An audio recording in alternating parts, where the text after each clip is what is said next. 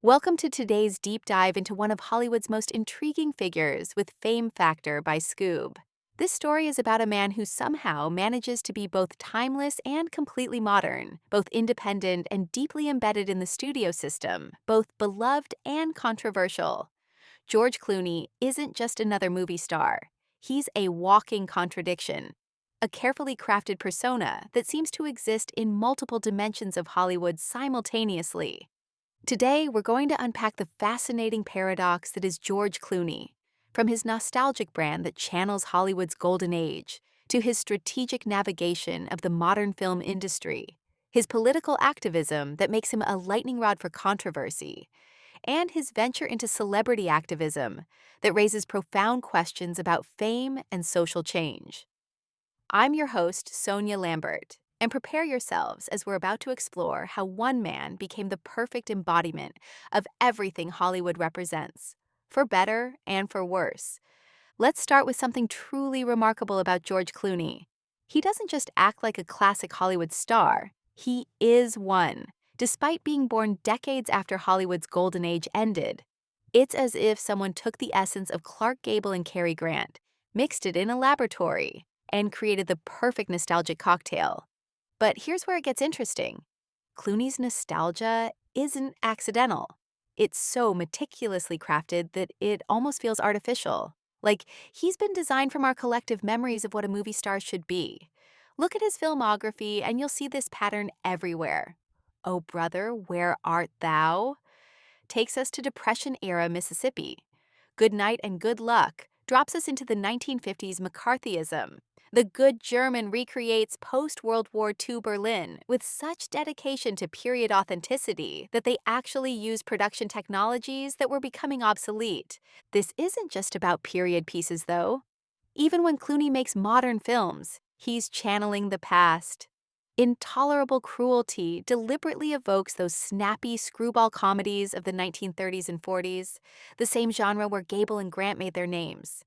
His political thrillers like Syriana and Michael Clayton tap into that paranoid, skeptical tone of 1970s cinema, reflecting post-Vietnam War disillusionment. Then there are the remakes: Ocean's 11, Solaris, Welcome to Collinwood, all updates of earlier films. Even Hail Caesar is basically a love letter to 1950s Hollywood itself. It's like Clooney is constantly in conversation with cinema's past, pulling it forward into the present. What makes this even more fascinating is how this nostalgic brand extends beyond just his film choices. Even his relationship with Warner Bros. During his years echoed the old studio system, where stars were aligned with particular studios. It's as if he's managed to recreate that golden age star-studio partnership in a completely different era. And then there's his politics. His affiliation with Hollywood's liberal tradition traces back to the silent film era. He's not just a modern liberal celebrity. He's continuing a lineage that's as old as Hollywood itself. This raises a compelling question. Is George Clooney authentic, or is he the most successful artificial construction in modern Hollywood? Either way, he's created something remarkable, a bridge between Hollywood's past and present that makes him feel both contemporary and timeless. Now, let's dive into how Clooney operates in today's Hollywood, because this is where things get really complex. Clooney perfectly embodies what industry insiders call post-studio stardom, and understanding this concept is key to understanding modern Hollywood. Back in the 1930s and 40s, if you were a star, you belonged to a studio, period. MGM, Warner Brothers, Paramount. They didn't just distribute your films, they owned you. They discovered you, developed you, cast you, and controlled every aspect of your public image. It was vertically integrated stardom. Everything happened under one roof. But after World War II, everything changed. The Supreme Court broke up the studio's exhibition monopolies, television started stealing audiences, and suddenly the old system wasn't working. Studios started cutting loose their contracted stars, turning them into freelancers. This created what we now know as the post-studio era. Here's where Clooney comes in as the perfect example of how this new system works. He's technically independent. He doesn't belong to any single studio. He works with top talent agencies like William Morris Endeavor and Creative Artists Agency, has his own publicist, Stan Rosenfield, and works with entertainment lawyer Michael Adler. On paper, he's completely autonomous. But, and this is crucial, his independence is entirely dependent on the major studios. It's what industry analysts call dependent independence. As a freelancer, Clooney has the freedom to choose his projects, but his elite status relies entirely on the financial and corporate power that only major studios can provide internationally. This is where his work bridges mainstream Hollywood and Indiewood, those more independent, artistically driven films that are often still connected to major studio subsidiaries. Clooney's career illustrates that the supposed division between commercial Hollywood and independent cinema isn't really a clean split at all. It's a fluid, interconnected system. His production company, Section 8, which he ran with Steven Soderbergh, perfectly exemplifies this. They could produce more artistic, lower-budget films like Good Night and Good Luck through Warner Independent Pictures, technically independent, but still backed by major studio resources. This arrangement gives Clooney something previous generations of stars never had: the ability to exercise creative control while still accessing the marketing and distribution power necessary for global stardom. He can make the films he wants to make, but only because the studio system still exists to support him. It's a paradox that defines modern stardom: more freedom than ever before, but the freedom is entirely dependent on the very system stars claim to be independent from. Let's talk about something that might surprise you. For most of his career, George Clooney has deliberately avoided big-budget blockbusters. This wasn't an accident or a result of not being offered bigger films. It was a calculated strategy that reveals a sophisticated understanding of both the film industry and his own brand. Look at the numbers. When From Dusk Till Dawn was financed by Miramax's Dimension branch in 1995 with a $19 million budget, the average film production cost among major studios was $36.4 million. Clooney was already choosing smaller budget projects. Oh Brother, Where Art Thou had a $26 million budget. Welcome to Collinwood was just $12 million. His early directorial efforts were even more modest: Confessions of a Dangerous Mind at $30 million and Good Night and Good Luck at just $7 million. For 8 years leading up to Gravity, which had a massive $100 million budget, Clooney consistently focused on lower-budget films. We're talking about The Good German at $32 million, Michael Clayton at $21 million, The American at $20 million, The Descendants at $20 million. These weren't small independent films, but they weren't blockbusters either. But here's the brilliant part: these films weren't unimportant to the studios. In fact, they were crucial. Hollywood operates on a portfolio strategy, spreading financial risk across different types of productions. While studios put huge money into potential blockbusters, they also need films that can provide steady, moderate returns without massive risk. Clooney's films filled this essential middle ground. They were sophisticated enough to attract critics and awards attention, star-driven enough to guarantee a certain level of box office performance, and budget-conscious enough to almost always turn a profit. They helped studios diversify their annual investment strategies. This approach also protected and enhanced Clooney's brand. By avoiding the pressure and expectations that come with $200 million tentpole films, he could focus on character-driven stories and maintain his reputation as a serious actor. If a $20 million film made $60 million worldwide, that was a success. If a $150 million film made $200 million worldwide, that might be considered a disappointment. It's a strategy that allowed Clooney to build a sustainable career based on consistent performance rather than home run swings. He became the reliable player in Hollywood's lineup. Not the one hitting grand slams every time, but the one you could count on to get on base. This budget-conscious approach also gave him more creative control. When you're not trying to appeal to every demographic worldwide, you can make more specific, more personal choices about story and character. It's a trade-off between potential massive success and consistent, sustainable success. And Clooney chose sustainability.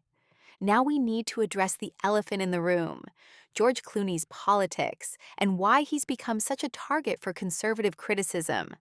To understand this, we need to understand the broader culture war between Hollywood and conservative America. Conservatives have long argued that Hollywood has an entrenched liberal bias, and they're not entirely wrong.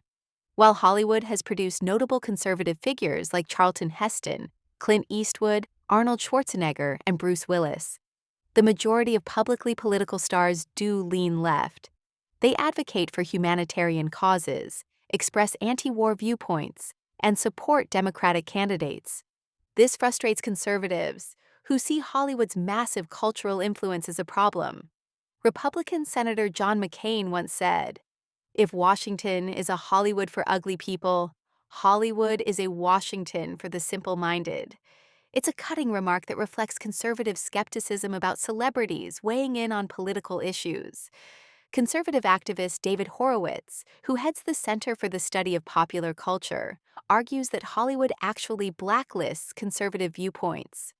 According to this perspective, deviating from liberal orthodoxy subjects you to ostracism. James Herson, a Newsmax.com columnist, claims there's an A-list criterion where stars must align with the left or risk being excluded. This has led to some particularly harsh rhetoric. New York Post columnist Andrea Pacer coined the term celebutards, merging celebrity, debutante, and retard, to criticize what she sees as Hollywood liberals' self-importance and shallow thinking. She argues that these individuals have immense wealth, fame, and free time, which allows them to dabble thoughtlessly in foreign and domestic affairs. Conservatives also use the term limousine liberals to highlight what they see as hypocrisy. Wealthy celebrities advocating for the marginalized while living in luxury themselves. George Clooney walks right into this crossfire. As an outspoken liberal who uses his platform to advocate for various causes, he becomes what James Wolcott in Vanity Fair calls a convenient target. His prominence makes him an effective focal point for criticism, and his notoriety appeals to conservative audiences looking for high-profile figures to fault. But here's what makes Clooney particularly interesting in this context. He doesn't shy away from the controversy. Unlike some celebrities who try to stay apolitical to avoid alienating audiences, Clooney seems to embrace his role as a political figure. He continues his humanitarian work, speaks out on issues he cares about, and maintains his political activism despite the criticism. This creates a fascinating dynamic where Clooney's political involvement actually becomes part of his brand. The controversy doesn't hurt him. It reinforces his image as someone willing to stand up for his beliefs, even when it's unpopular with certain segments of the audience. This brings us to perhaps the most complex aspect of George Clooney's public persona, his role as a celebrity activist, and the difficult questions this raises about the effectiveness of fame-based advocacy. Clooney's involvement in the Darfur crisis provides a perfect case study for examining celebrity activism. But here's the crucial context that often gets overlooked. When Clooney entered the Darfur advocacy arena, the groundwork had already been laid by the Save Darfur Coalition, a massive organization supported by over 180 humanitarian, human rights, and religious advocacy groups. Scholars Asteris Houliaras and Nikolaos Tsifakis point out that Clooney's public statements essentially mirrored the ideological frames that the coalition had been promoting for nearly 2 years before his involvement. In other words, Clooney didn't create the movement. He amplified an existing one. This raises important questions about celebrity activism. Houliaras and Tsifakis argue that debates about celebrity activism often inflate the individual impact these celebrities actually have. But they also acknowledge that Clooney's Hollywood status brought the Darfur crisis to media platforms that were previously unreachable for advocacy organizations. So what's the real impact? Clooney's involvement certainly increased awareness. His celebrity drew attention from mainstream media outlets that might otherwise have ignored the crisis. But awareness and action are two very different things. In Clooney's case, his role was primarily about spotlighting the crisis rather than directly resolving it. His efforts aimed to pressure agencies, especially the United Nations, to confront the brutality and human suffering in Darfur. But the results were, frankly, disappointing. Despite UN peacekeepers, the situation in Darfur continued to deteriorate. Peace treaties signed in 2006 and 2011 failed to halt the conflict. Violence, including rapes and killings, persisted. The International Criminal Court issued arrest warrants for Sudan's President Omar al-Bashir, but Sudanese authorities ignored them. The crisis deepened as Janjaweed members were absorbed into the military, and new tribal militias emerged, escalating conflict not just between Arab and non-Arab communities, but among Arab factions as well. Meanwhile, Clooney supported an independent South Sudan, which housed most of the nation's oil reserves. The 2011 referendum that created South Sudan was largely seen as orchestrated by the United States. But post-independence, South Sudan quickly descended into civil war, creating a humanitarian crisis that mirrored what was happening in the north. This highlights a grim paradox of celebrity activism. Increased awareness doesn't necessarily translate into effective action. Despite continuous advocacy and concrete evidence of ongoing atrocities, neither the U.S. government nor the UN took substantial measures to stop the violence. Does this mean celebrity activism is worthless? Not necessarily, but it does suggest that we need to be realistic about what celebrity involvement can and cannot accomplish. Celebrities can raise awareness, generate media coverage, and keep issues in the public eye, but they can't substitute for political will, diplomatic solutions, or sustained institutional engagement. So what do we make of George Clooney? A star who thrives in contradictions, nostalgic yet modern, political yet commercial, authentic yet carefully curated. He hasn't resolved the paradoxes of fame. He lives in them. Clooney isn't just a celebrity. He's a case study in how Hollywood reinvents itself while clinging to its myths. And just when you think you figured him out, there's another layer. But what happens when the spotlight fades? Or when the cause becomes more than the image can carry? Download the Skoob app now to unlock the full story and discover what Clooney's career really tells us about power, fame, and the stories we choose to believe. This is your host, Sonia Lambert, reminding you to download the Skoob app from App Store or Play Store and get access to the full story for free. Until next time.